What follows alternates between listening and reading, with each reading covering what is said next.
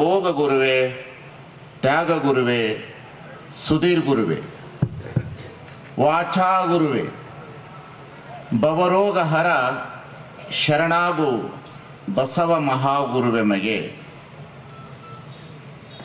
ಬಸವ ತಂದೆಯನ್ನು ಸ್ಮರಿಸಿ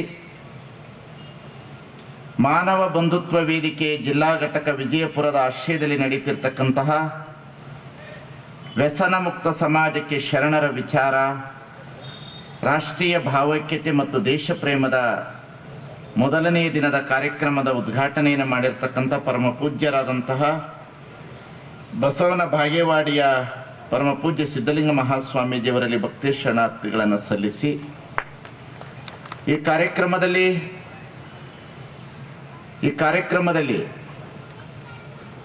ಒಳ್ಳೆ ರೀತಿ ಅಚ್ಚುಕಟ್ಟಾಗಿ ಕಾರ್ಯಕ್ರಮವನ್ನು ನಿರ್ವಹಣೆ ಮಾಡುತ್ತಿರ್ತಕ್ಕಂಥ ಪ್ರಭುಗೌಡ ಪಾಟೀಲ್ರವರಲ್ಲಿ, ಭಾರತಿ ಪಾಟೀಲ್ರವರಲ್ಲಿ, ದಾಕ್ಷಾಣಿ ಬಿರಾದರವರಲ್ಲಿ, ಶ್ರೀಕಾಂತ್ ಬಿರಾದರವರಲ್ಲಿ, ರಿಹಾನ್ ಮಕಂದಾರವರಲ್ಲಿ ಹಾಗೂ ಈ ಊರಿನ ಎಲ್ಲ ಹಿರಿಯರಲ್ಲಿ ಹಾಗೂ ಎಲ್ಲ ಸದ್ಭಕ್ತ ಬಾಂಧವರಲ್ಲಿ, ತಾಯಿಂದಿರಲಿ, ತಮ್ಮೆಲ್ಲರಲ್ಲಿ ಭಕ್ತಿಯ ಶರಣಾರ್ಥಿಗಳು. ಸಮಯ 6:30 ಅಂತ ಹಾಕಿದ್ರು. ನಾನು ಸ್ವಲ್ಪ ಲೇಟಾಗಿ ಬಂದೆ. 6:30ಕ್ಕೆ ಇಲ್ಲಿ ಜನ ಕೂಡಿದ್ರು ಅಂತ ಹೇಳಿದೆ ನಾನು. ಕಾರಣ ಈ ಭಾಗ ನಮಗೆ ಹೊಸ ಭಾಗ. ಈ ಫೋಟೋಗ್ರಾಫರ್ಸು ಮೊಬೈಲ್ನವರು ಹೊರಟು ಬಿಡಬೇಕು ದೂರ ಸ್ವಲ್ಪ. ಈ ಭಾಗ ನಮಗೆ ಹೊಸ ಭಾಗ ಏನಲ್ಲ, ತಿರುಗಾಡಿದ್ದೇವೆ ನಾವೆಲ್ಲ ಈ ಭಾಗದಲ್ಲಿ. ಆದರೆ ಈ ಸಲ ಸುಮಾರು ವರ್ಷದಿಂದ ನಮ್ಮ ಮಾನವ ಬಂಧುತ್ವ ವೇದಿಕೆಯಲ್ಲಿ ನಾನು ಕೆಲಸ ಮಾಡ್ತಾ ಇದ್ದೇನೆ ಇಡೀ ಕರ್ನಾಟಕದಾದ್ಯಂತ. ಇವರ ಬೇಡಿಕೆ ಇತ್ತು, ಒಂದು 10 ದಿವಸಗಳ ಕಾಲ ನಮ್ಮ ಭಾಗಕ್ಕೆ ಕೊಡಿ ಅಂತ. ನಮ್ಮ ಮೊನ್ನೆ ಬೈಲೊಂಗಲದಲ್ಲಿ ಪ್ರವಚನ ಮುಗಿದ ಮೇಲೆ ಈಗ ಸಮಯ ಇತ್ತು, ಇದು ಕೊಟ್ಟಿದೆ. ಯಾಕೆಂದ್ರೆ ನಾನು ಆಂಧ್ರದಲ್ಲಿ ಕಾರ್ಯಕ್ರಮ ಮುಗಿಸ್ಕೊಂಡು ಇದಕ್ಕೆ ಬಂದಿದ್ದೇನೆ. ತಾವೆಲ್ಲರೂ ನನ್ನನ್ನು ಪ್ರತಿದಿನ ಟಿವಿಯಲ್ಲಿ ನೋಡ್ತಾ ಇರ್ತೀರಿ, ಯೂಟ್ಯೂಬ್ನಲ್ಲಿ ನೋಡ್ತಾ ಇರ್ತೀರಿ, ಫೇಸ್ಬುಕ್ನಲ್ಲಿ ನೋಡ್ತಾ ಇರ್ತೀರಿ. ಅನೇಕ ಕಡೆ ಪ್ರವಚನದಲ್ಲಿ ನೀವು ಚಿಂತನೆಯನ್ನು ಕಂಡಿದ್ದೀರಿ. ಹಾಗೆ ಬಿಜಾಪುರದಲ್ಲಿ ನಡೆದಂಥ ತೋಂಟದಾರ್ಯ ಮಠದ ಕಾರ್ಯಕ್ರಮದಲ್ಲೂ ಸಹ ಈ ಊರಿನ ಸದ್ಭಕ್ತರು ಬಾಂಧವರು ಬಂದಿದ್ದೀರಿ. ಬಹಳ ಮೊದಲನೆಯ ದಿವಸದ ಕಾರ್ಯಕ್ರಮ, ಒಂದೇ ದಿನದ ಕಾರ್ಯಕ್ರಮ. ಆದರೂ ಈ ಊರಿನಲ್ಲಿ ಅಧ್ಯಾತ್ಮ ಮತ್ತು ಚಿಂತನೆಗೆ ಬೆಲೆ ಇದೆ ಅನ್ನೋದಕ್ಕೆ ಜನಗಳು ಸೇರಿರ್ತಕ್ಕಂಥದ್ದೇ ಸಾಕ್ಷಿ ಅಂತ ನಾನು ತಿಳಿದಿದ್ದೇನೆ. ಕಾರಣ, ಒಂದು ಊರನ್ನು ನಾವು ನಿರೀಕ್ಷಣೆ ಮಾಡಬೇಕಾದ್ರೆ ಆ ಊರಿನಲ್ಲಿರ್ತಕ್ಕಂತಹ ಗುಡಿಗುಂಡಾರಗಳಾಗಲಿ, ಮಂದಿರ್ ಮಸೀದಿಗಳಾಗಲಿ, ಅಲ್ಲಿರುವ ಕಟ್ಟಡಗಳಾಗಲಿ, ಅಲ್ಲಿರುವ ಶ್ರೀಮಂತಿಕೆ ಆಗಲಿ ಆ ಊರನ್ನು ಗುರುತಿಸುವುದಕ್ಕೆ ಬರುವುದಿಲ್ಲ. ಈ ಊರಿನಲ್ಲಿ ಇರ್ತಕ್ಕಂಥ ಮನುಷ್ಯರ ಪ್ರೀತಿ, ಪ್ರೇಮ, ಮನುಷ್ಯತ್ವವನ್ನು ಗುರುತಿಸಿಕೊಂಡು ಒಬ್ಬ ಮನುಷ್ಯ ಊರಿಗೆ ಬರ್ತಾನೆ ಯಾವಾಗಲೂ ಸಹ. ಹಾಗಾಗಿ ನಾವೆಲ್ಲರೂ ಸಹ ಇವತ್ತು ಈ ಸ್ಥಳಕ್ಕೆ ಬಂದಿದ್ದೇವೆ ಅಂತ ಹೇಳಿದ್ರೆ ಇದು ಯಾವುದೇ ರೀತಿಯಾದಂತಹ ಭೇದ ಭಾವ ಇಲ್ಲದಂತಹ ಒಂದು ಕಾರ್ಯಕ್ರಮ ಇದು. ಇದಕ್ಕೆ ಜಾತಿಯ ಬಣ್ಣವಿಲ್ಲ, ರಾಜಕೀಯದ ಬಣ್ಣವಿಲ್ಲ, ಧರ್ಮದ ಬಣ್ಣವಿಲ್ಲ, ಶ್ರೀಮಂತಿಕೆ ಮತ್ತು ಬಡವ ಬಲ್ಲಿದಾನತಕ್ಕಂತಹ ಬಣ್ಣ ಇಲ್ಲ. ಕೇವಲ ಮನುಷ್ಯತ್ವ ಇರತಕ್ಕಂತಹ ಮಾನವೀಯ ಮೌಲ್ಯವನ್ನು ಒಳಗೊಂಡಿರ್ತಕ್ಕಂಥ ಕಾರ್ಯಕ್ರಮಗಳಿವೆ. ಕಾರಣ, ನಾವೆಲ್ಲರೂ ವ್ಯಸನ ಮುಕ್ತಿಯ ಜೀವನವನ್ನು ಮಾಡಬೇಕನ್ನತಕ್ಕಂಥದ್ದು ನಮ್ಮೆಲ್ಲರ ಮಹಾತ್ಮರ ಒಂದು ವ್ಯವಸ್ಥೆನೇ ಅದು. ಈ ಕಡೆ ಹುಡುಗರು ಮಾತನಾಡಬೇಡಿ, ಸಮಾಧಾನದಲ್ಲಿ ಕೂತ್ಕೊಂಡು ಕೇಳಿ. ವ್ಯಸನ ಮುಕ್ತಿಯ ಸಮಾಜ ಕಟ್ಟಬೇಕು. ಇವತ್ತು ನಾವು ಬಹಳ ಮುಖ್ಯವಾಗಿ ಕಟ್ಟಬೇಕು. ಅದರಲ್ಲಿ ನಮ್ಮ ಯುವಕರ ಪಾತ್ರ ಬಹಳ ದೊಡ್ಡದಿದೆ. ಯುವ ಸಮುದಾಯದ ಪಾತ್ರ ಬಹಳ ದೊಡ್ಡದಿದೆ. ಯಾಕೆ ವ್ಯಸನ ಮುಕ್ತಿಯ ಸಮಾಜ ಬೇಕು ಅಂತ ನಾವು ಬಯಸ್ತೇವೆ? ಯಾವ ಕಾರಣಕ್ಕಾಗಿ ಬಯಸ್ತೇವೆ? ಈ ದೇಶದಲ್ಲಿ ಬುದ್ಧ ಹುಟ್ಟಿದ್ದಾನೆ, ಮಹಾವೀರರು ಬಂದಿದ್ದಾರೆ, ಶಂಕರರು ಬಂದಿದ್ದಾರೆ, ಮಧ್ವಾಚಾರ್ಯರು ಬಂದಿದ್ದಾರೆ, ರಾಮಾನುಜಾಚಾರ್ಯರು ಬಂದಿದ್ದಾರೆ, ಬಸವಣ್ಣ ಬಂದಿದ್ದಾರೆ, ಕನಕದಾಸರು ಬಂದಿದ್ದಾರೆ, ಪುರಂದರದಾಸರು ಬಂದಿದ್ದಾರೆ, ಸ್ವಾಮಿ ವಿವೇಕಾನಂದರು ಬಂದಿದ್ದಾರೆ. ಅನೇಕ ಜಗತ್ತಿನ ಮಹಾತ್ಮರು ಈ ಧರೆಗೆ ಇಳಿದು ಬಂದಿದ್ದಾರೆ. ಭಾರತ ಅಂತ ಹೇಳಿದ್ರೆ ಅದು ಆಧ್ಯಾತ್ಮದ ತವರು ಮನೆ ಅನ್ನತಕ್ಕಂಥ ಮಾತನ್ನ ಅರವಿಂದ ಯೋಗಿ ಹೇಳಿರ್ತಕ್ಕಂಥ ಮಾತನ್ನು ನಾವು ಕೇಳಿದ್ದೇವೆ. ಇಂತಹ ಭಾರತದೊಳಗಡೆ ನಾವೆಲ್ಲರೂ ಸಹ ಇದ್ದೇವೆ. ಈ ಭಾರತದೊಳಗಡೆ ಈ ಭಾರತ ಮಾತೆ ಅನ್ನತಕ್ಕಂಥ ಬಹಳ ಅತಿ ಅದ್ಭುತ ತಾಯಿ ಇಸ್ಲಾಂ ಧರ್ಮದ ಹಾಗೂ ಕ್ರೈಸ್ತ ಧರ್ಮಕ್ಕೆ ಸಾಕು ತಾಯಿಯಾಗಿಯೂ ಆಶ್ರಯವನ್ನು ನೀಡಿದ್ದಾಳೆ. ಇಸ್ಲಾಂ ಧರ್ಮ ಮತ್ತು ಕ್ರೈಸ್ತ ಧರ್ಮಕ್ಕೆ ಸಾಕು ತಾಯಿಯಾಗಿಯೂ ಸಹ ಆಶ್ರಯವನ್ನು ಕೊಟ್ಟು ಈ ಭಾರತದೊಳಗಡೆ ಜಾತಿ ಮತ ಪಂಥ ಪಂಗಡಗಳನ್ನು ಮೀರಿ ಮನುಷ್ಯತ್ವ ಇರ್ತಕ್ಕಂತಹ ಮಾನವೀಯ ಮೌಲ್ಯಗಳನ್ನು ಒಳಗೊಂಡಿರ್ತಕ್ಕಂತಹ ಮನುಕುಲದ ಶ್ರೇಯಸ್ಸನ್ನು ಬಯಸಿರ್ತಕ್ಕಂಥ ರಾಷ್ಟ್ರವನ್ನು ಕಟ್ಟುವುದಕ್ಕೆ ಭಾರತ ಮಾತೆ ಕಂಕಣವಾಗಿ ಕೈಯನ್ನು ಕಟ್ಟಿಕೊಂಡು ಕುಳಿತಿದ್ದಾಳೆ. ಇಂತಹ ಈ ದೇಶದೊಳಗಡೆ ಇವತ್ತು ನಾವು ನಮ್ಮ ಈ ದೇಶದೊಳಗಡೆ ನಾವು ಬಹಳ ಚೆನ್ನಾಗಿ ಗಮನ ಇಡಬೇಕು. ಈ ದೇಶದೊಳಗಡೆ ಬಹಳ ದೊಡ್ಡ ಒಂದು ಮಾತಿದೆ, ಮಾತೃದೇವೋಭವ, ಪಿತೃದೇವೋಭವ, ಆಚಾರ್ಯ ದೇವೋಭವ ಅನ್ನತಕ್ಕಂತಹ ಭಾರತದ ಅತಿ ಅದ್ಭುತವಾದಂಥ ಒಂದು ಶ್ಲೋಕ ಇದೆ. ಈ ದೇಶದೊಳಗಡೆ ಮಾತೃದೇವೋಭವ ಅಂತಿದೆ, ಪಿತೃದೇವೋಭವ ಅಂತಿದೆ, ಆಚಾರ್ಯ ದೇವೋಭವ ಅನ್ನತಕ್ಕಂತಹ 3 ಶ್ಲೋಕಗಳಿದೆ. ಆದರೆ ಇಲ್ಲಿ ಮಾತೃದೇವೋಭವ ಅನ್ನತಕ್ಕಂಥ ಶ್ಲೋಕದೊಳಗಡೆ ತಾಯಿಯೇ ದೇವರು, ಮನೆಯೇ ಮೊದಲ ಪಾಠಶಾಲೆ ಅನ್ನತಕ್ಕಂತಹ ಈ ಭಾರತದ ನೆಲದೊಳಗಡೆ ಮಾತೃದೇವೋಭವ ಅಂತೇಳಿರ್ತಕ್ಕಂಥ ದೇಶದೊಳಗಡೆ ಇವತ್ತು ತಂದೆ ತಾಯಿನ ನೋಡಲಾರದ ಮಕ್ಕಳು ಹುಟ್ಟಿದ್ದಾರೆ. 18,000 ವೃದ್ಧಾಶ್ರಮಗಳು ಈ ದೇಶದೊಳಗಡೆ ಇದೆ. ಗಮನ ಇಡಬೇಕು. ನಾನು ಮಾತನಾಡುವ ಮಾತು, ನನ್ನ ಭಾಷಣ ರಾಜಕೀಯ ಅಲ್ಲ. ನಾನು ಟೈಮ್ ಪಾಸ್ ಮಾಡಲಿಕ್ಕೆ ಬಂದಿಲ್ಲ, ನನಗೆ ಸಮಯವೂ ಇಲ್ಲ. ಬಹಳ ಚೆನ್ನಾಗಿ ಗಮನ ಇಡಬೇಕು ನೀವೆಲ್ಲರೂ. ಈ ದೇಶದೊಳಗಡೆ ಮಾತೃದೇವೋಭವ, ಪಿತೃದೇವೋಭವ, ಆಚಾರ್ಯ ದೇವೋಭವ, ತಾಯಿಯ ದೇವರು. ಕುರಾನಿನಲ್ಲಿ ಇದೇ ಮಾತನ್ನು ಹೇಳ್ತಾರೆ. ನೀನು ಸ್ವರ್ಗವನ್ನು ಎಲ್ಲಿ ಕಾಣಬೇಕು ಅಂದ್ರೆ ತಾಯಿಯ ಪಾದದಲ್ಲೇ ನೀನು ಸ್ವರ್ಗವನ್ನು ಕಾಣಬೇಕು ಅಂತ ಕುರಾನ್ ಹೇಳುತ್ತದೆ, ಬೈಬಲ್ ಹೇಳುತ್ತದೆ, ಧರ್ಮ ತ್ರಿಪಿಟಿಕೆಗಳು ಹೇಳುತ್ತದೆ, ಜೈನ ಧರ್ಮದ ಶಾಸ್ತ್ರ ಹೇಳುತ್ತದೆ. ಈ ದೇಶದ ಅತಿ ಅದ್ಭುತವಾಗಿರ್ತಕ್ಕಂಥ ಶ್ಲೋಕ ಮಾತೃದೇವೋಭವ ಅಂತ ಹೇಳ್ತದೆ. ಎಲ್ಲ ಧರ್ಮಗಳು ತಂದೆ ತಾಯಿನ ನೋಡು ಅಂತ ಹೇಳ್ತದೆ. ಆದರೆ ಇವತ್ತು ಈ ದೇಶದೊಳಗಡೆ 18,000 ತಂದೆ ತಾಯಿಗಳನ್ನು ನೋಡಲಾರದ ಮಕ್ಕಳು ಆಶ್ರಮಕ್ಕೆ ತೆಗೆದುಕೊಂಡು ಹೋಗಿ ಬಿಟ್ಟಿದ್ದಾರೆ. ಹಾಗಾದ್ರೆ ಈ ದೇಶದಲ್ಲಿ ಧರ್ಮದ ಪಾತ್ರ ಇವತ್ತಿನ ಯುವಕರ ಮೇಲೆ ಯಾಕೆ ಪರಿಣಾಮ ಬೀರಲಿಲ್ಲ? ಕಾರಣ ಏನು? ಏನು ಉದ್ದೇಶವನ್ನು ಇಟ್ಟುಕೊಂಡಿದ್ದೇವೆ ನಾವು? ಈ ಸಮಾಜದಲ್ಲಿ ಮನುಷ್ಯರಾಗಿ ನಾವು ಎದಕ್ಕಾಗಿ ಹುಟ್ಟಿದ್ದೇವೆ? ಇದು ಬಹಳ ಮುಖ್ಯವಾಗಿ ನಾವು ಗಮನಿಸಬೇಕು. I am never Born, I am never death, only visited in earth. ಈ ಸಮಾಜದಲ್ಲಿ ನಾವು ಯಾರು ಅಪ್ಲಿಕೇಶನ್ ಹಾಕಿಲ್ಲ ಇಂತಹ ಜಾತಿಯವರಲ್ಲೇ ಹುಟ್ಟಬೇಕನ್ನತಕ್ಕಂಥ, ಇಂತಹ ಧರ್ಮದಲ್ಲೇ ಹುಟ್ಟಬೇಕನ್ನತಕ್ಕಂಥ ಅಪ್ಲಿಕೇಶನ್ ನಾವು ಯಾರೂ ಹಾಕಿಲ್ಲ. ಆದರೆ ನಾವೆಲ್ಲರೂ ಈ ಸಮಾಜದಲ್ಲಿ ಹುಟ್ಟಿ ಬಂದಿದ್ದೇವೆ. ಅದು ತಂದೆ ತಾಯಿಯ ಋಣವನ್ನು ತೀರಿಸಲಾರದ ಮಕ್ಕಳು ಈ ಸಮಾಜದಲ್ಲಿದ್ದಾರೆ. ನಾನು ಈ ಕನ್ಮಡಿಗೆ ಬಂದಿರತಕ್ಕಂಥ ಉದ್ದೇಶ ಒಂದು, ಗಮನ ಇಡಿ, ನನ್ನನ್ನು ನೀವು ಮರೀರಿ, ಆದರೆ ಹಡದ ತಂದೆ ತಾಯಿನ ಎಂದೂ ಮರೆಯಲಾರದೆ ಅವರ ಜೀವನವನ್ನು ಚೆನ್ನಾಗಿ ನೋಡಿಕೊಳ್ಳುವ ಭಾವ ನಿಮ್ಮಲ್ಲಿ ಬರಲಿ ಅನ್ನತಕ್ಕಂಥ ಮಾತನ್ನ. ಈ ಜಗತ್ತಿನಲ್ಲಿ ಇನ್ನೊಬ್ಬ ಸ್ವಾಮಿ ಸಿಗಬಹುದು, ಬೇಕಾದಷ್ಟು ಜ್ಯೋತಿರ್ಲಿಂಗಗಳನ್ನು ದರ್ಶನ ಆಗಬಹುದು, ಕೆಟ್ಟ ಮಕ್ಕಳು ಹುಟ್ಟಬಹುದು, ಆದರೆ ಕೆಟ್ಟ ತಂದೆ ತಾಯಿಗಳು ಈ ಸಮಾಜದಲ್ಲಿ ಸಿಗುವುದಿಲ್ಲ. ಇಲ್ಲಿ ನಿಂತಿರ್ತಕ್ಕಂಥ ಯುವಕರಿಗೆ ಒಂದು ಮಾತನ್ನು ಹೇಳ್ತೇನೆ ನಾನು, ಇಲ್ಲಿ ನಿಂತಿರ್ತಕ್ಕಂಥ ಯುವಕರಿಗೆ ಒಂದು ಮಾತನ್ನು ಹೇಳ್ತಾನೆ, ಇಲ್ಲಿ ಬೆಳೆದಿರ್ತಕ್ಕಂಥ ಸಮುದಾಯಕ್ಕೆ ಒಂದು ಮಾತನ್ನು ಹೇಳ್ತಾನೆ. ತಂದೆ ತಾಯಿಗಳ ಋಣವನ್ನು ತೀರಿಸಲಾರದ ಜನ ಈ ಜಗತ್ತಿನಲ್ಲಿ ಎಲ್ಲಿದ್ದರೇನು, ಹೇಗಿದ್ದರೇನು, ಈ ಸಮಾಜದೊಳಗಡೆ ಎಲ್ಲಿದ್ದರೇನು, ಹೇಗಿದ್ದರೇನು? ಮೊದಲು ತಂದೆ ತಾಯಿ ಋಣವನ್ನು ತೀರಿಸುವ ಮಕ್ಕಳು ಈ ಸಮಾಜದಲ್ಲಿ ಬರಬೇಕಾಗಿದ್ದಾರೆ. ಇವತ್ತು ನಮಗೆ ಸ್ವಾಮಿ ಯುವಕರೇ, ಸ್ವಾಮಿ ವಿವೇಕಾನಂದರು ಏನು ಹೇಳಿದ್ರು, ಬುದ್ಧ ಏನು ಹೇಳಿದ್ರು, ಬಸವಣ್ಣ ಏನು ಹೇಳಿದ್ರು, ಅಂಬೇಡ್ಕರ್ ಏನು ಹೇಳಿದ್ರು, ಇದನ್ನು ಬಹಳ ಚೆನ್ನಾಗಿ ನೀವು ಗಮನದಲ್ಲಿ ಇಟ್ಟುಕೊಳ್ರಿ.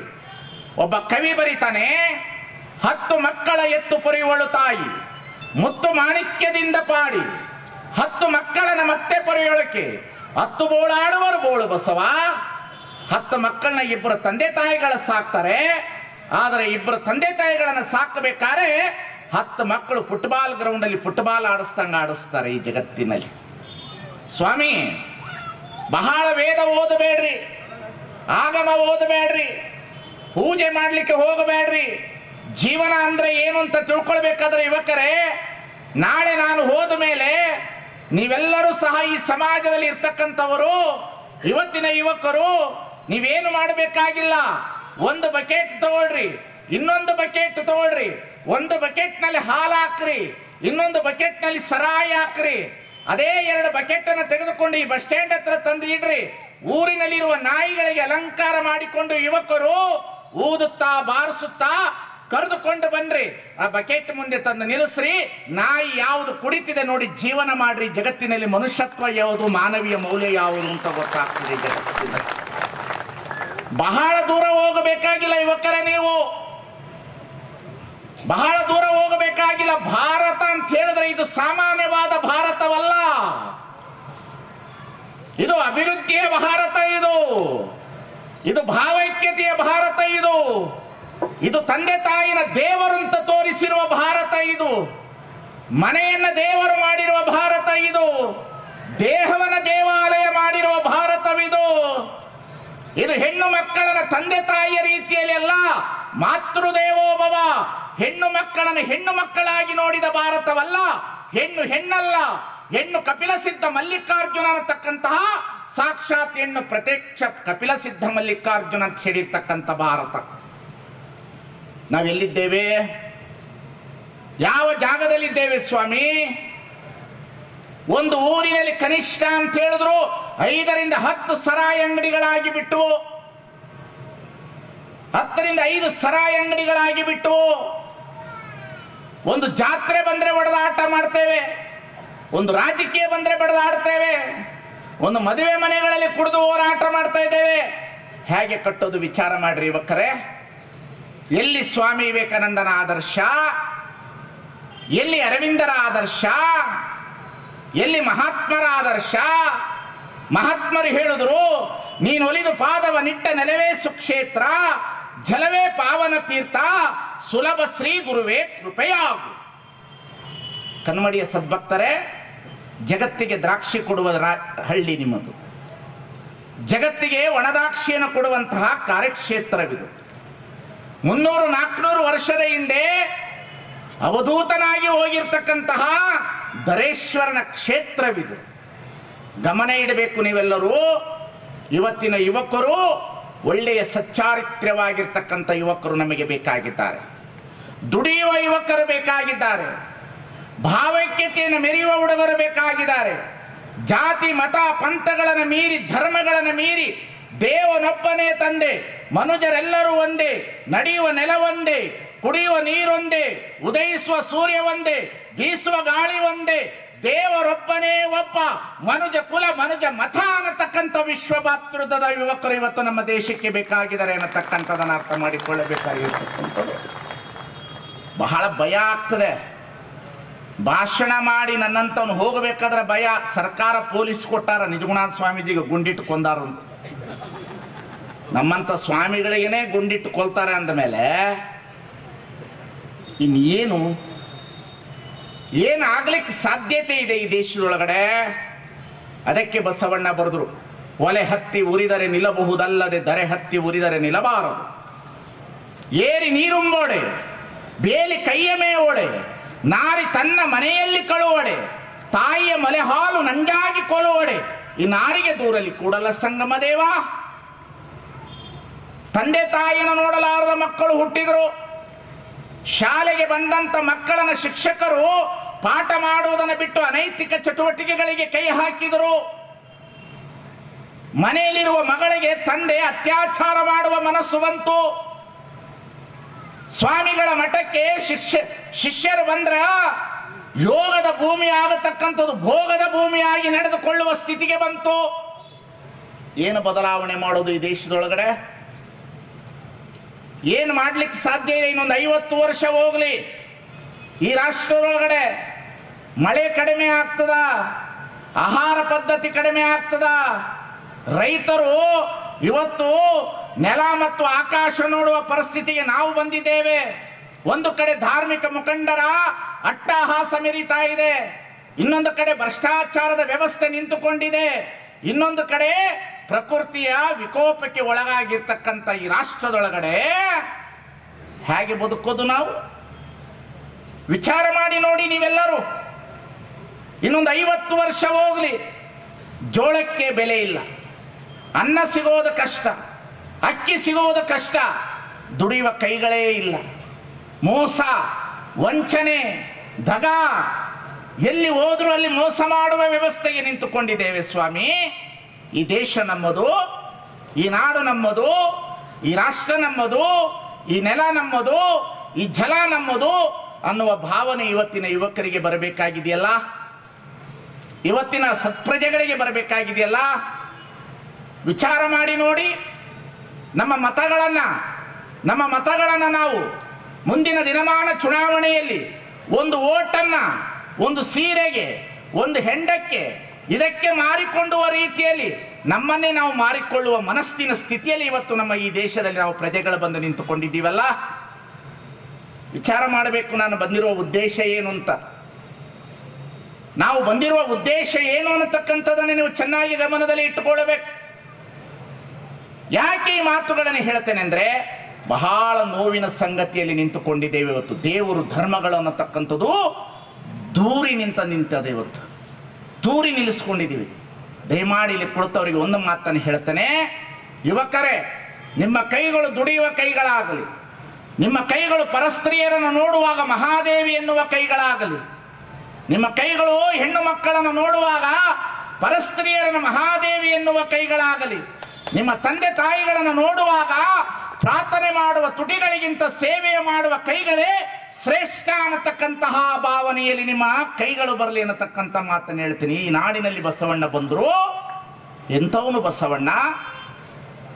ಇದೇ ಪಕ್ಕದ ಹಳ್ಳಿಯ ಒಳಗಡೆ ಸಿದ್ದೇಶ್ವರ ಸ್ವಾಮಿಗಳು ಬಂದರು, ಎಂತಹ ದೊಡ್ಡ ಯೋಗಿಗಳು, ಎಷ್ಟು ದೊಡ್ಡ ಯೋಗಿಗಳು ಬಂದರು ಈ ದೇಶದೊಳಗಡೆ. ಬಸವಣ್ಣನವರು ಎಂಥವರು ಈ ನಾಡಿನೊಳಗಡೆ. 770 ಜನ ಅಮರಗಡಂಗಳು, ಲಕ್ಷದ ಮೇಲೆ 96,000 ಜನ ಫಾಲೋವರ್ಸ್ಗಳು, 330 ಜನ ವಚನಕಾರರು, 63 ಜನ ಹೆಣ್ಣು ಮಕ್ಕಳು. ಬಸವಣ್ಣ ಎಂತಹ ಧಾರ್ಮಿಕ ನೆಲೆಗಟ್ಟಿನ ಮೇಲೆ ಈ ಸಮಾಜವನ್ನು ಕಟ್ಟಿದ್ರು. ಶೆಟ್ಟಿ ಎಂಬೆನೆ ಶಿರಿಯಾಳನ, ಮಾಧಾರನೆಂಬೆನೆ ಚೆನ್ನಯ್ಯನ, ಡೋಹಾರನೆಂಬೆನೆ ಕಕ್ಕಯ್ಯನ, ನಾನು ಹಾರುವನೆಂದರೆ ಕೂಡಲ ಸಂಗಮ ದೇವನಗುವನಯ್ಯ. ನಮಗೆ ಜಾತಿಯ ವಾಸನೆ ಭೂತ ತಗಲಿಬಿಟ್ಟಿದೆ ಒಂದು ಕಡೆಯಲ್ಲಿ, ತೆಗಿಲಿಕ್ಕೆ ಹೋಗಕ್ಕಾಗೋದಿಲ್ಲ. ಎಂಥವನು ಬಸವಣ್ಣ ಸ್ವಾಮಿ. ಬಿಜಾಪುರ ಅಂತ ಹೇಳಿದ್ರ ಇಡೀ ಜಗತ್ತಿಗೆ ಬುದ್ಧನ ನಂತರ, ಮಹಾವೀರನ ನಂತರ, ಸಾಕ್ರೆಟಿಸ್ನ ನಂತರ, ಸ್ವಾಮಿ ವಿವೇಕಾನಂದರ ನಂತರ, ಲೆನಿನನ ನಂತರ, ಪ್ರವಾದಿ ಮಹಮ್ಮದ್ ಪೈಗಂಬರ ನಂತರ, ಜೀಸಸನ ನಂತರ ಈ ಜಗತ್ತಿನೊಳಗಡೆ ಬಿಜಾಪುರ ಜಿಲ್ಲೆ ಒಳಗಡೆ ಇದೇ ಬಸವನ ಬಾಗೇವಾಡಿಯಲ್ಲಿ ಹುಟ್ಟಿದ್ರು ಬಸವಣ್ಣ. ಎಂತಹ ದೊಡ್ಡ ಕ್ರಾಂತಿ ಮಾಡಿದ್ರು, ಎಂತಹ ಮನುಕುಲಕ್ಕೆ ಬೇಕಾಗಿರ್ತಕ್ಕಂಥ ವ್ಯವಸ್ಥೆಯನ್ನು ಹೇಳಿದ್ರು. ಬಸವಣ್ಣನವರ ಜೀವನ ಚರಿತ್ರೆ ನಿಮ್ಮ ಮುಂದೆ ಇಡಲಿಕ್ಕೆ ನಾನು ಇಷ್ಟಪಡ್ತೇನೆ. ಬಸವಣ್ಣನವರು ಸಣ್ಣವರಾಗಿರ್ತಾರೆ, ಬಹಳ ಸಣ್ಣವರು, ಬಹಳ ಮನೆಯ ಮುಂಭಾಗದಲ್ಲಿ ಕುಳಿತಿರ್ತಾರೆ, ಆಟ ಆಡ್ತಾ ಇರ್ತಾರೆ. ಆಟವನ್ನು ಮುಗಿಸಿಕೊಂಡು ಮನೆ ಒಳಗಡೆ ಹೋಗ್ತಾರೆ. ಮಧ್ಯಾಹ್ನ 12 ಗಂಟೆಗೆ ಒಬ್ಬ ಕೆಳವರ್ಗದವನು, ಜಾತಿ ವಾಸನೆ ಇರುವವರಿಗೆ ಹೇಳ್ತೀನಿ ವಚನವನ್ನ, ಒಬ್ಬ ಕೆಳವರ್ಗದವನು ಚಪ್ಪಲಿ ಮಾಡಿಕೊಂಡು ತಂದು ಆ ಮನೆಯ ಮುಂಭಾಗದಲ್ಲಿ ಇಟ್ಟು ಹೋಗ್ತಾನೆ. ಹೋದ ನಂತರ ಆ ಚಪ್ಪಲಿಯನ್ನ 12 ಗಂಟೆಗೆ ಇಟ್ಟು ಹೋಗ್ತಾನೆ. ಅವಳ ತಾಯಿ ಏನು ಮಾಡ್ತಾಳೆ, ಚಪ್ಪಲಿ ಮಾಡಿ ಇಟ್ಟು ಹೋದ ಮೇಲೆ ಅದೇ ಚಪ್ಪಲಿಗೆ ಒಂದಿಷ್ಟು ಆಕಳ ಮೂತ್ರ ತಗೊಂಡು ಬಂದು, ತುಳಸಿ ಎಲೆ ತೆಗೆದುಕೊಂಡು ಬಂದು ಆಕಳ ಮೂತ್ರ ತಂದು ಆ ಚಪ್ಪಲಿ ಮೇಲೆ ಹೀಗೆ ಸಿಂಪಡಿಸ್ತಾಳೆ. ಬಸವಣ್ಣ ಕೇಳ್ತಾನೆ, ಅವ್ವ ಏನು ಮಾಡಿದೆ? ಏನಿಲ್ಲ, ಅವರು ದಲಿತರು, ಅವರು ಊರ ಹೊರಗಿರ್ತಾರೆ, ಅವರು ಮಾಂಸ ತಿನ್ನುವವರು, ಅವರು ಸತ್ತ ದನಗಳನ್ನು ಎಳೆಯುವವರು, ಅವರು ಮನುಷ್ಯರಲ್ಲ, ಅವರ ಮುಖ ನೋಡಬಾರದು, ಅವರನ್ನ ನೋಡಿದ್ರೆ ದರಿದ್ರ ಬರ್ತದ, ಅದಕ್ಕಾಗಿ ಅವರು 12 ಗಂಟೆಗೆ ಬರಬೇಕು, ಅದಕ್ಕಾಗಿ ಅವರು ಮಾಡಿರುವ ಚಪ್ಪಲಿಯನ್ನ ನಾನು ಆಕಳ ಮೂತ್ರ ಹಾಕಿ ಶುದ್ಧ ಮಾಡಿ ತಗೊಂಡಿದ್ದೀನಿ ಅಂತ ಹೇಳ್ತಾರೆ. ಆವಾಗ ಬಸವಣ್ಣ ಕೇಳ್ತಾನೆ, ಯವ್ವ ಆಕಳ ಮೂತ್ರ ಹಾಕಿ ಆ ಜಡವಾದ ಚಪ್ಪಲಿ ಶುದ್ಧ ಆಗ್ತದೆ ಅನ್ನೋ ಮನಸ್ಸು ನಿನಗಿದ್ರೆ, ಒಂದು ಜಡವಾದ ಚಪ್ಪಲಿ ಶುದ್ಧ ಆಗ್ತದೆ ಅಂದ್ರೆ ಅದೇ ಆಕಳ ಮೂತ್ರ ಆ ಮನುಷ್ಯನ ಮೇಲೆ ಹಾಕಿದ್ರು ಅವನು ಶುದ್ಧ ಆಗ್ತಾನಲ್ಲ. ಅವ ಯಾವುದವ ನಿನ್ನ ಧರ್ಮ ಈ ಜಗತ್ತಿನಲ್ಲಿ? ಹೇಳು ನೀನು, ಹೇಳು. ಮಾಂಸ ತಿನ್ನವನ ನೀನು ಹೊರಗಡೆ ಇಟ್ಟಿದ್ಯಾ, ಬೆಳಗಾಯ್ತಂದ್ರೆ ಇಲಿ ಬೆಕ್ಕು ತಿಂದು ಬರ್ತದೆ. ಬೆಕ್ಕು ಇಲಿ ತಿಂದದ ಮನೆ ಒಳಗಡೆ ಇದ್ದದಲ್ಲವಾ? ಬೆಕ್ಕೆಲ್ಲದ ಎಲ್ಲದರೇ ಮನೆ ಒಳಗೆ. ಏನ್ ತಿಂತದ? ಇಲಿ ತಿಂತದ. ಇಲಿ ತಿನ್ನ ಬೆಕ್ಕನ್ನು ಬಿಟ್ಕೊಂಡಿದ್ರಿ, ಮಾಂಸ ತಿನ್ನ ಮನುಷ್ಯನನ್ನು ಹೊರಗಿಟ್ಟಿ ಅಲ್ವಾ? ವಿಚಾರ ಮಾಡಿ. ಏನು ನಾವು ಬದಲಾವಣೆ ಆಗಿದ್ದೀವಿ? ಏನು ನಮ್ಮ ಹೃದಯದಲ್ಲಿ ಬದಲಾವಣೆ ಆಗಿದೆ? ಕಾಣುವ ಮನುಷ್ಯರನ್ನ ಪ್ರೀತಿ ಮಾಡಲಾರದವರು ನಾವು ಕಾಣದೇ ಇರುವ ದೇವರನ್ನು ಪ್ರೀತಿ ಮಾಡಲು ಸಾಧ್ಯವೇ? ಕಾಣುವ ಮನುಷ್ಯರನ್ನೇ ಪ್ರೀತಿ ಮಾಡಲಿಲ್ಲ ನಾವು, ಕಾಣದೇ ಇರುವ ದೇವರನ್ನೇ ಏನು ಪ್ರೀತಿ ಮಾಡ್ತೀರಿ? ಯಾವುದು ಮಡಿ? ಬರೀ ಮಡಿ ಮಾಡ್ತಾರ್ರಿ. ಮಡಿ ಮಡಿ ಮಡಿ ಮಡಿ, ಅದು ಮಡಿ ಇದು ಮಡಿ ಆ ಮಡಿ ಮಡಿ. ನಿರ್ಮಲವಾದ ಮನಸ್ಸೆ ಮಡಿ, ಉಳಿದಿದ್ದಲ್ಲ ಕಾಲ್ ಮಡಿ. ತಿಳಿತಿಲ್ಲ? ಬರೀ ಮಡಿ ಮಾಡ್ತಾವ. ಹೆಣ್ಣು ಮಕ್ಕಳಂತೂ ತಿಕ್ಕಿದೆ ತಿಕ್ಕಿದು, ತಿಕ್ಕಿದೆ ತಿಕ್ಕಿ, ಅದನ್ನ ತಿಕ್ಕದೆ ಇದನ್ನ ತಿಕ್ಕದೆ. ಅವ್ರು ಮುಟ್ಟಿಸ್ಕೊಂಡ್ರೆ ಹಿಂಗಾಗ್ತದೆ, ಇವ್ರನ್ನ ಮುಟ್ಟಿಸ್ಕೊಂಡ್ರೆ ಹಿಂಗಾಗ್ತದೆ. ಊರಿಗಿರೋರು ಹೊರಗಿರೋರೆಲ್ಲರೂ ಕೆಟ್ಟವರು. ಅದಕ್ಕೆ ಬಸವಣ್ಣ ಬೈತಾರ, ಬಸವಣ್ಣ ಬರೀತಾರೆ ತಮ್ಮ ವಚನದಲ್ಲಿ, ಯಾರನ್ನು ಹೊಲೆಯರು ಅಂತೀರೋ ತಮ್ಮ, ಯಾರನ್ನ ಹೊಲೆಯರಂತೀರಿ? ಹೊಲೆಯರಂಬಿರಿ. ಊರ ಹೊರಗಿರುವವರು ಹೊಲೆಯರೇ. ಯಾರು ಹೊಲೆಯರು? ತಾಯಿಗೆ ಬೈದವನೇ ಹೊಲೆಯ.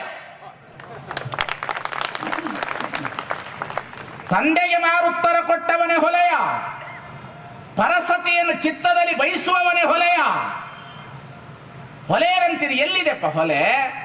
ಹೊಲೆಗಂಡಲ್ಲದ ಪಿಂಡದ ನೆಲಕ್ಕೆ ಆಶ್ರಯವಿಲ್ಲ, ಜಲಬಿಂದುವಿನ ವ್ಯವಹಾರ ಒಂದೇ. ಎಲ್ಲರೂ ಹೊಲೆ ಕಟ್ಟದ ಮೇಲನೆ ಹುಟ್ಟೋದು. ಏನು ತಲೆಯಾಗ ಹುಟ್ಟಿವೇನ? ಎಲ್ಲಿದೆ ಜಾತಿ? ಈಗಂತೂ ಹೋಗಿದೆ ಬಿಡ್ರಿ, ಮ್ಯಾಕ್ಸಿಮಮ್ ಹೋಗೈತಿ. ವಿದ್ಯಾವಂತರಲ್ಲಿ ಬುದ್ಧಿವಂತರಲ್ಲಿ ಜಾತಿ ಹೋಗದ. ಆದರೂ ಅದು ತುಡ್ಕಾಡ್ತದ, ಒಂದೊಂದ್ಸಲ ಜಗ್ಗಾಡ್ತದ. ಬಹಳ ಬಿಗಿಯೇ ಬೇಡ, ಹರಿದು ಹೋದಿತ್ತು ಸಡೆಲ ಬಿಡಬೇಡ, ನಾದ ಉಂಟಾಗ್ಲಿಕ್ಕಿಲ್ಲ ಅಂತ. ಬಹಳ ಬಿಗಿಯೇ ಬೇಡ, ಹರಿದು ಹೋದಿತ್ತು ಸಡೆಲ ಬಿಡಬೇಡ, ನಾದ ಉಂಟಾಗ್ಲಿಕ್ಕಿಲ್ಲ ಅಂತ. ಊರಿನೊಳಗಡೆ ಜಾತಿಯ ವಾಸನೆಗಳು ಹೋಗಬೇಕು.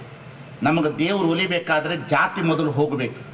ಜಾತಿ ಹೀನನ ಮನೆ ಜ್ಯೋತಿತಾ ಹೀನವೇ, ಜಾತಿ ವಿಜಾತಿಯನ ಬೇಡ, ದೇವನೊಲಿದಾತನೆ ಜಾತ ನೋಡ ಸರ್ವಜ್ಞ. ಎಲ್ಲಿದೆ ಸ್ವಾಮಿ ಜಾತಿ? ಎಲ್ಲಿದೆ ಜಾತಿ? ಹಾಸ್ಪಿಟ್ಲಿಗೆ ಹೋಗಿ ಮಲಗಿದಾಗ, ನಮಗೇನಾರು ಆಕ್ಸಿಡೆಂಟ್ ಹಾಕಿದಾಗ ರಕ್ತ ಹಾಕಕ್ಕೆ ಬರ್ತಾರಲ್ಲ, ಅವಾಗ ಹೇಳಬೇಕು ನಮ್ಮ ಜಾತಿಯವ್ರದೋ ಬೇರೆಯವ್ರದ್ದು ಅಂತ ಕೇಳಬೇಕು. ಆವ ನಿಮ್ಮ ಜಾತಿ ಗೊತ್ತಾಗ್ತದೆ. ನಿಮ್ಮ ಜಾತಿ ಜಕ್ಕಸ್ಕೊಂಡು ಕೇಳತ್ತದ. ನಿಮ್ಮ ಜಾತಿ, ನಿಮ್ಮ ಜಾತಿ ಜಕ್ಕಸ್ಕೊಂಡು ಕೇಳತ್ತದ. ಇದು ಯಾವ ಜಾತಿ ರಕ್ತ ಅಂತ ಕೇಳ್ರಿ. ಹಾರ್ಟ್ ಅಟ್ಯಾಕ್ ಆಗಿರ್ತದ. ಬಿಜಾಪುರಕ್ಕೆ ಬಂದಾಗ